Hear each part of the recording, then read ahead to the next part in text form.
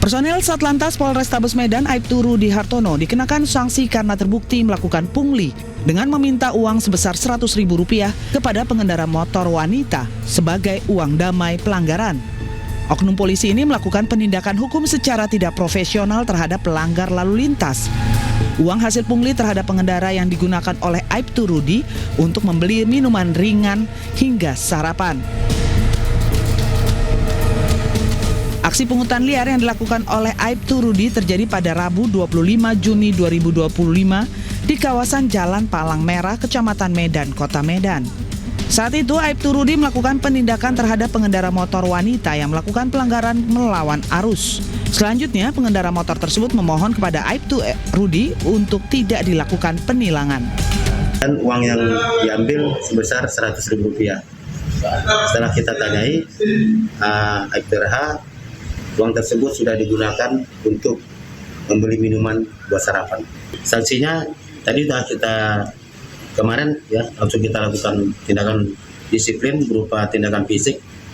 Kemudian sudah kita patsus dan mungkin akan dilakukan emosi. Aibtu Rudi pun meminta maaf kepada seluruh warga Kota Medan dan juga institusi Polri dikarenakan dirinya mengakui telah menyalahgunakan wewenangnya. Saya mohon maaf sebesarnya terkhusus kepada institusi Polri karena saya sudah menyalahgunakan wewenang saya yang seharusnya kemarin pelanggar, seharusnya saya tindak karena melawan arus. Nah, kami juga manusia biasa tidak luput dari kesilapan dan kekurangan sesuai dengan arahan tadi Bapak Kasih Propam. Kini Aibtu Rudi Hartono telah dilakukan penahanan di sel tahanan Patsus Polrestabes Medan selama 30 hari dan akan dikenakan sanksi demosi tugas keluar daerah. Pemirsa, viral video petugas Dinas Perhubungan Jakarta diduga melakukan pungutan liar kepada supir bajai di kawasan Senen, Jakarta. Terkait hal tersebut, Gubernur Jakarta Pramono Anung meminta petugas Dishub untuk diperiksa. Bajai tiap hari setor sama Dishub Samsung bungkus. Viral di media sosial, petugas Dinas Perhubungan diduga melakukan pungutan liar kepada sopir bajai di Jalan Salemba Raya Senen, Jakarta Pusat. Di jalan itu kan Dishub pakai mobil, pakai seragam, masih aja malah sama supir. Gubernur Jakarta Pramono Anung pun buka suara dan mengaku telah menghubungi Kepala Dinas Perhubungan Jakarta Safrin Liputo guna mengetahui kronologis pasti peristiwa itu. Meski si sopir bajai telah membuat video klarifikasi, namun Pramono tetap meminta petugas Dishub yang ada di dalam video viral tersebut diperiksa secara menyeluruh. Dan kemudian Kepala Dinas memberikan video pengakuan dari orang di Senen yang merasa dipalak. Ternyata orang tersebut membuat testimoni bahwa itu tidak seperti yang beredar itu. Dan tapi saya tetap meminta kepada Kepala Dinas Perhubungan untuk memeriksa petugas di Dishubnya. Tapi si orangnya akhirnya membuat pengakuan bahwa tidak ada pemalakan. Tapi saya tetap minta untuk diperiksa. Usai 2 kali dipanggil oleh Dinas Perhubungan ke kantor Kecamatan Senen, si sopir bajai justru memberi pengakuan yang berbanding terbalik dengan narasi dalam videonya yang sempat viral. Si sopir bajai mengaku hanya dimintai tolong oleh petugas Dishub untuk membelikan rokok. Dari Jakarta, Rani Sanjaya, iNews melaporkan. Pemirsa, Presiden Prabowo Subianto kembali mengingatkan para menteri Kabinet Merah Putih untuk bekerja cepat demi kepentingan rakyat. Prabowo pun mengancam akan meninggalkan menterinya yang bekerja lamban.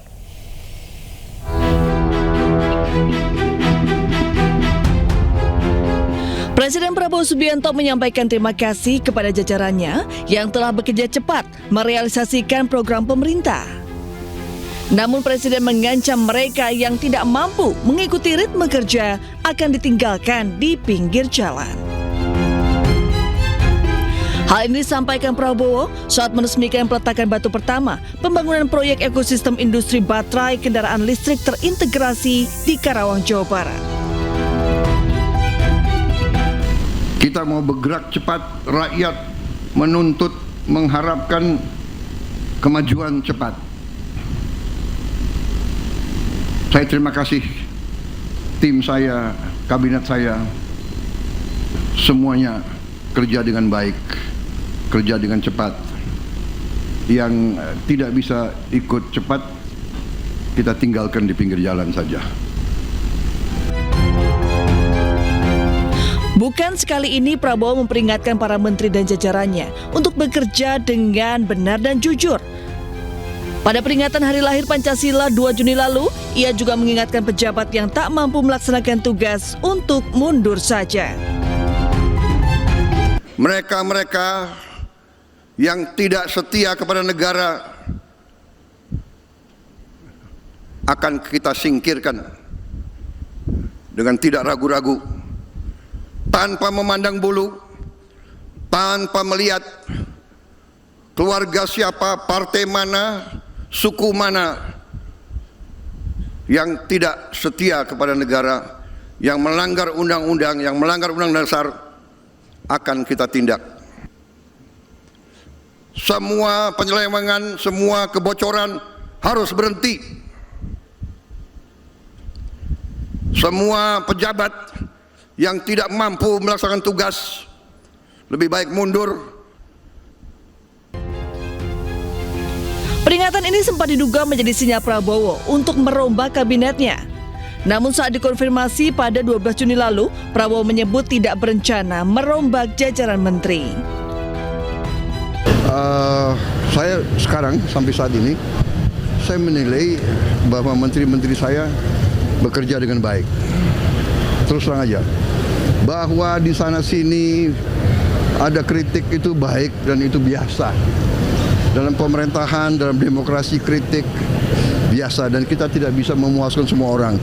Tapi saya sebagai pengguna, saya user, saya merasa menteri-menteri saya bekerja dengan baik. Dalam kesempatan itu, Prabowo juga mengapresiasi kinerja menterinya yang berhasil melakukan sejumlah pencapaian, salah satunya terkait penghematan. Dari Jakarta, tim liputan iNews melaporkan. Sementara itu, pemirsa, lembaga survei Median merilis hasil survei kepuasan masyarakat terhadap kinerja pemerintahan Prabowo Subianto. Hasilnya, mayoritas responden puas atas kinerja Presiden Prabowo.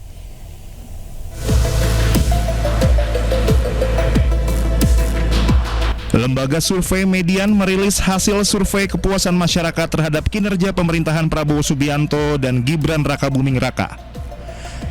Para responden diberi pertanyaan, seberapa puas Anda dengan kinerja pemerintahan Prabowo Gibran saat ini? Hasilnya 65,2% publik menyatakan puas dengan kinerja pemerintahan Prabowo Gibran. Sementara 31% publik menyatakan tidak puas dengan kinerja pemerintahan Prabowo Gibran. 12,6% menyatakan puas karena banyak korupsi terungkap. Masifnya pengungkapan kasus-kasus korupsi pada akhir-akhir ini memberi sentimen positif terhadap pemerintahan Prabowo Gibran. Survei ini digelar pada 12 hingga 18 Juni 2025. Ada 907 responden dari 38 provinsi yang dilibatkan dalam survei ini. Metode survei dilakukan dengan kuesioner berbasis Google Form yang disebar ke para responden. Hasil survei ini dimaksudkan untuk menggali persepsi pengguna medsos di Indonesia.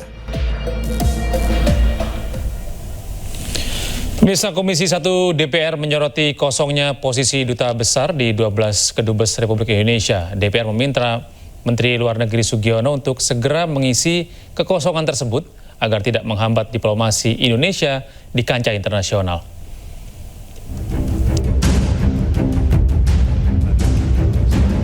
Kosongnya posisi duta besar di 12 kedubes RI menjadi pembahasan utama dalam rapat kerja antara Menteri Luar Negeri Sugiono dengan Komisi 1 DPR RI. Kosongnya posisi duta besar terjadi sejak 2023. Rata-rata kepala dubes ditunjuk menjadi wakil menteri pada Kabinet Merah Putih dan belum diganti hingga kini. Anggota Komisi 1 DPR, Frederick Kalalembang, meminta Menteri Sugiono segera mengisi kekosongan duta besar agar Indonesia memiliki perwakilan di negara lain. Kosong yang ada kedubesnya saja tidak bekerja dengan maksimal. Banyak contoh, sehingga saya berharap bahwa Bapak Menteri nantinya tidak terlalu dipusingkan dengan hal-hal yang ada di negara yang bersangkutan. Saya menyoroti masalah duta besar, kenapa? Karena saya anggap bahwa duta besar ini adalah sebagai perwakilan atau presiden kecil daripada negara kita. Menanggapi permintaan DPR, Menteri Luar Negeri Sugiono mengakui ada kesalahan. Menurutnya tidak mudah mencari dubes yang sesuai kompetisi. Besar. Saya kira terima kasih tadi atas masukan Bapak-Bapak dan Ibu-Ibu sekalian. Memang tadi yang seperti Pak Fredrik juga sampaikan, dalam rangka mencari duta besar ini tidak mudah. Ya. Semuanya harus kita hitung dan kita perhatikan, ada kompetensi.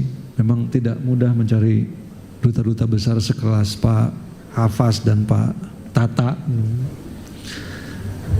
Jadi perlu waktu, oleh karena itu ya alhamdulillah semua prosesnya udah bisa kami selesaikan di Kementerian Luar Negeri. Posisi Dubes RI dinilai sangat penting. Selain menjadi perwakilan RI di negara lain, peran kedutaan besar juga dapat menjamin keselamatan para WNI. Kosongnya posisi kedutaan besar akan menghambat proses diplomasi Indonesia di kancah internasional. Tim Liputan iNews melaporkan. Pemirsa, Komisi 1 DPR menyoroti kosongnya posisi duta besar di 12 kedubes Republik Indonesia. DPR meminta Menteri Luar Negeri Sugiono untuk segera mengisi kekosongan tersebut agar tidak menghambat diplomasi Indonesia di kancah internasional.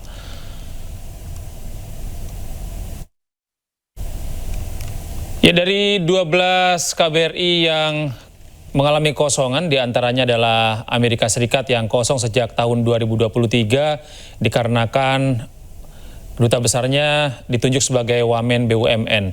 Kemudian di PBB New York juga kosong sejak tahun 2024 untuk bertugas sebagai Menlu. Kemudian di PBB Jenewa juga mengalami kosongan mulai tahun 2024. Dubesnya ditugaskan sebagai wamen PPN dan Bappenas. Kemudian di Jerman, kedutaan besar Indonesia di sana juga kosong sejak 2024. Dubes di sana berubah menjadi Wamenlu.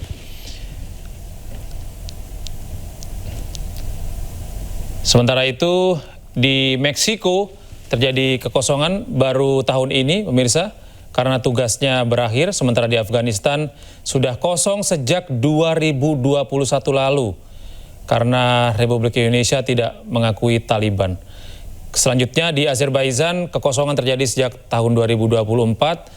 Duta besarnya berakhir tugas di sana. Kemudian di Korea Utara juga kosong sejak tahun 2021 karena ditarik sejak COVID-19 terjadi.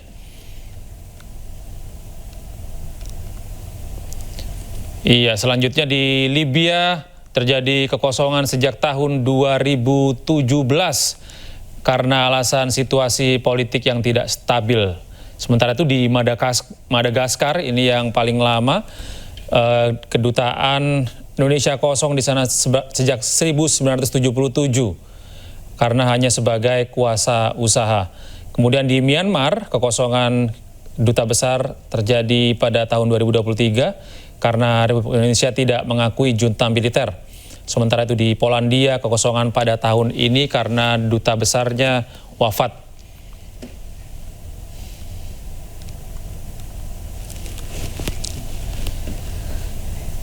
Kita beralih ke informasi lain, pemirsa. Lembaga survei Median merilis hasil survei tentang polemik ijazah palsu Joko Widodo. Hasilnya 55,5% responden percaya ijazah Jokowi asli dan hampir separuh meragukan ijazah Jokowi.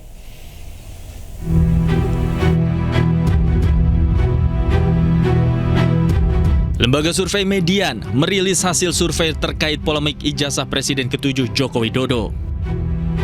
Hasilnya, 55,5% masyarakat yakin ijazah yang dimiliki oleh Jokowi adalah asli. Survei ini digelar pada 12 hingga 18 Juni 2025 yang lalu, di mana ada 907 responden dari 38 provinsi yang terlibat. Metode survei dilakukan dengan menyebar kuesioner berbasis Google Form. Para responden diberi pertanyaan, akhir-akhir ini banyak berita tentang keaslian ijazah Joko Widodo. Menurut Anda, apakah ijazah Jokowi asli atau palsu? Hasilnya, Kuesioner yaitu 14,4% menganggap ijazah Jokowi palsu, sementara 55,5% menilai ijazah Jokowi asli. Selain itu, ada 30,1% responden yang tidak menjawab atau tidak tahu. Tim Liputan iNews melaporkan. Sebuah jembatan di Lahat, Sumatera Selatan yang berusia hampir 40 tahun ambruk, 4 truk terperosok. Kami hadirkan informasinya sesaat lagi.